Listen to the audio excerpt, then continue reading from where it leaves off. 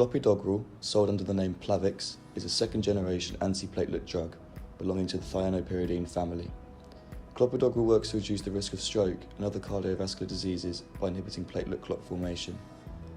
Clopidogrel is an oral formulation, often taken alongside aspirin for maximal efficiency.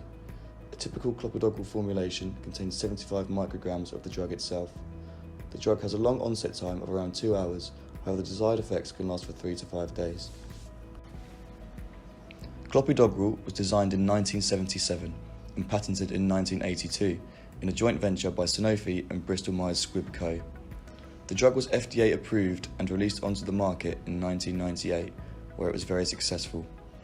Before its patent expiry in 2012, it was the second best-selling drug globally, and in 2010 grossed over $9 billion.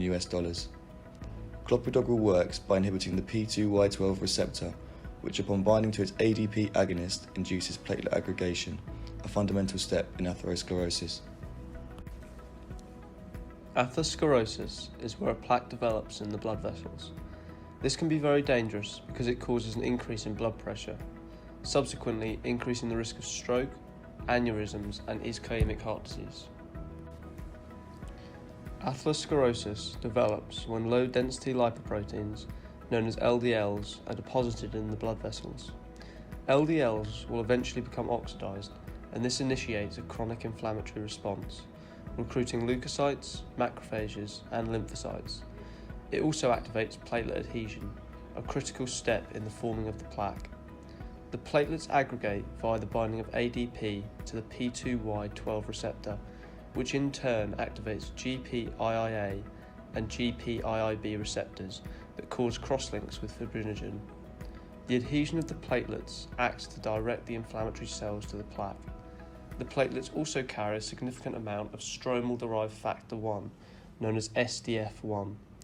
SDF is a potent chemokine for the cells recruited in the inflammatory response.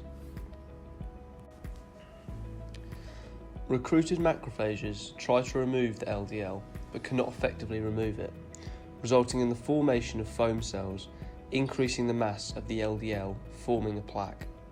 This plaque is known as atherosclerosis.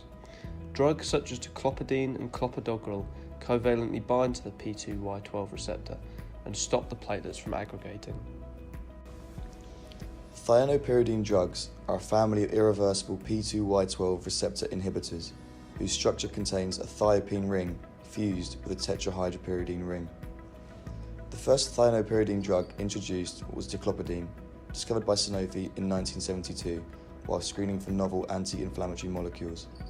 Its mechanism of action was unknown until after the development of the second generation of drug. Clopidine was released globally in 1991, but upon its release, research started for the development of a novel analogue, as patients experienced many hematological adverse effects. Some patients experienced neutropenia, a deficiency in neutrophil cells, the most prevalent leukocyte in the bloodstream, meaning the body's ability to fight infection is greatly reduced. There were also some reported cases of thrombotic thrombocytopenic purpura, also known as TTP, a disorder leading to the formation of small blood clots forming in the smaller blood vessels all over the body. These clots result in reduced platelet and red blood cell count and ultimately lead to the failure of major organs such as the brain, heart, and kidneys. Along with these serious adverse effects, typical side effects of clopidine treatment include diarrhea, nausea, dyspepsia, and abdominal pain. A novel analogue was developed in the form of clopidogrel, which began preclinical trials in 1987 and was released onto the market 11 years later. The major noticeable change to the analogue was the replacement of a hydrogen with an ester group. Through changing this group, the incidence of TTP dropped to 4 per million patients treated.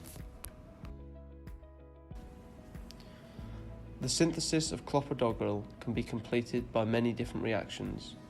The one that is shown is generally considered to be the most effective method, as determined by Sanofi, the company who produced clopidogrel. The first step in this mechanism was the formation of methyl ester.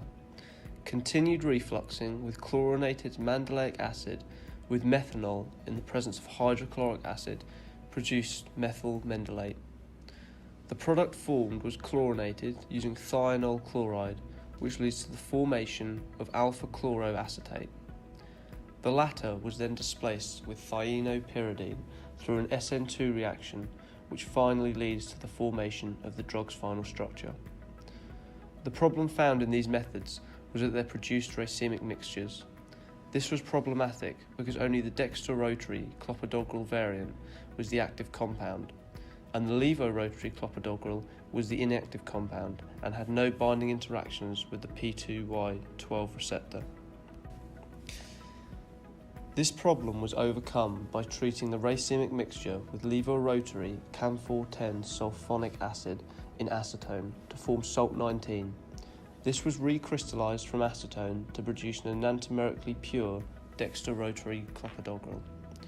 This is the current way of synthesis for Clopidogrel on a large-scale setting.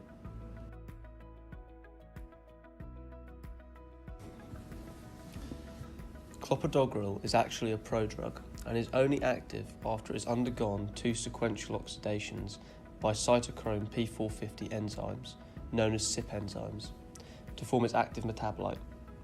Firstly, Clopidogrel is transported into the liver via the action of the ABCB1 transporter.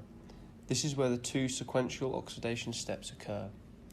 The first oxidation converts Clopidogrel into 2-oxoclopidogrel via the action of CYP1A2, CYP2C19 and CYP2B6. The first step involves the addition of a ketone through an epoxide formation. The major enzyme responsible is CYP1A2.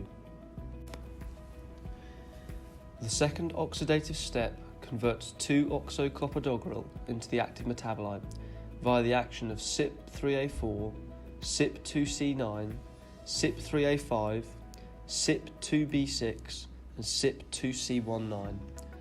As well as the 2 oxidation steps, there is also an enzyme called CES1 that can deactivate Clopidogrel, 2-oxoclopidogrel and the active metabolite. CES1 is the major hydrolytic enzyme in the liver and performs approximately 95% of the total hydrolytic activity in the liver. CES1 hydrolyzes Clopidogrel, 2-oxoclopidogrel and the active metabolite.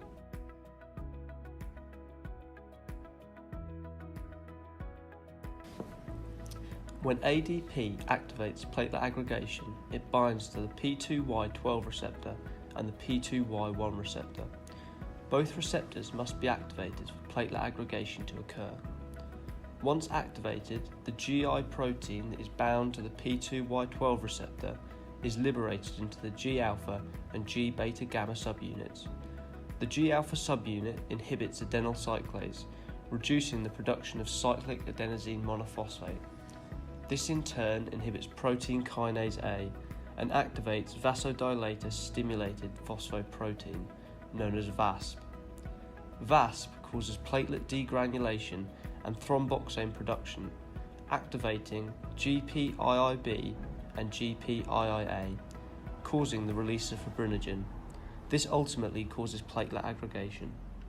Clopidogrel binds to the P2Y12 receptor covalently, forming a disulfide bond with the thiol group of the active metabolite and the cysteine residue in the binding pocket. The ADP cannot activate both necessary receptors to cause aggregation. This means the platelets cannot aggregate for the rest of their life cycle, stopping the formation of atherosclerosis. Clopidogrel was introduced as a safer alternative to ticlopidine, reducing the serious adverse effects and to improve antiplatelet action, but it's not free of its own adverse effects. Along with some incidents of TTP, patients may experience hemorrhage, which is blood loss in the circulatory system. This can occur either internally or externally through openings such as the mouth and nose. Incidence of hemorrhage is aggravated upon dual administration with aspirin. Although co-administration increases the drug's antiplatelet ability, this can explain the adverse effects. Application of both drugs has an additive effect, further inhibiting the ability of platelets to induce clots, both those necessary and atherosclerotic. This leads to increased bleeding. This excessive bleeding leads to other common side effects such as easily bruising, caused by internal bleeding to the interstitial tissues associated with blunt trauma. Other common side effects include nausea, itching, and heartburn.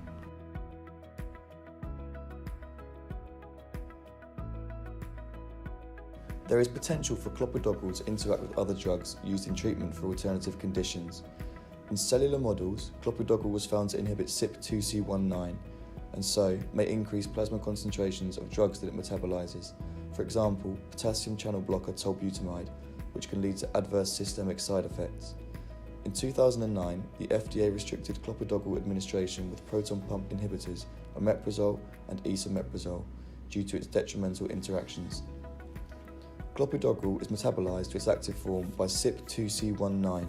However, variety in genotyping leads to inactivity of the drug due to variation in the enzyme. It is suggested that as much as 14% of patients are cytochrome P450 poor metabolizers, receiving minimal benefit from clopidogrel treatment and are at an almost 4 times greater risk of cardiovascular-related disease.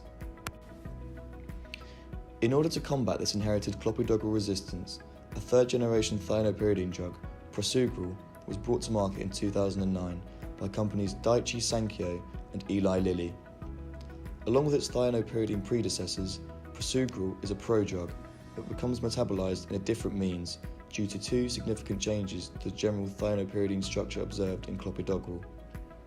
Firstly, the ester group found in clopidogrel was switched to a ketone group attached to a tricyclized carbon structure, making it more metabolically stable. Secondly, the hydrogen at the 2 position in the thiopene ring was replaced with an ester group. This ester group addition shifted the metabolic process to be conducted by esterase enzymes, conquering the issue of CYP2C19 variation. At this point, prasugrel's metabolism converges with clopidogrel and to clopidine, as the non-active thiolactone undergoes ring opening thanks to the CYP enzymes.